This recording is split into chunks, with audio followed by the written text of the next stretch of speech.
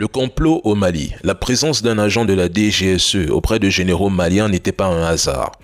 Sa présence permettait de préparer le terrain pour des actions futures sans éclat, d'anticiper toute réaction du gouvernement malien et d'identifier qui peut devenir un allié, qui peut être acheté ou neutralisé avant même que l'opération n'éclate.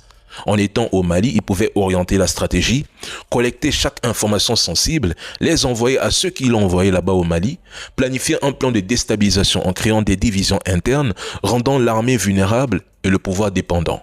En fait, le plan était déjà sur la table. L'objectif était de prendre le contrôle du Mali de l'intérieur sans déclencher une guerre ouverte entre forces armées. Et pour ça, il fallait manipuler la chaîne de commandement.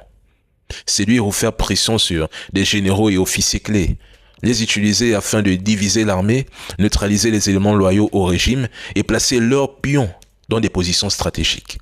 Leur méthode se basait sur l'infiltration, la collecte d'informations sensibles, le contrôle des mouvements de troupes et des armements, la création d'une atmosphère de peur et de suspicion sur le long terme. Avec ce levier, ils pouvaient soit déclencher des arrestations ciblées le jour J de l'opération, et tout ceci dans un silence absolu, sans éveiller de soupçons, soit provoquer des crises internes au sein de l'armée, soit manipuler la communication pour créer le chaos. L'objectif final était d'affaiblir le gouvernement malien, rendre le pays vulnérable et préparer le terrain pour une intervention étrangère ou une influence étrangère directe, le tout avant que quiconque ne réalise ce qui se passait. J'attire votre attention.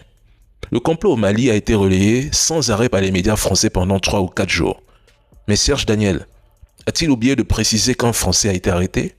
Lui qui se dit pourtant bien informé, ne l'a jamais mentionné. Et demain, préparez-vous.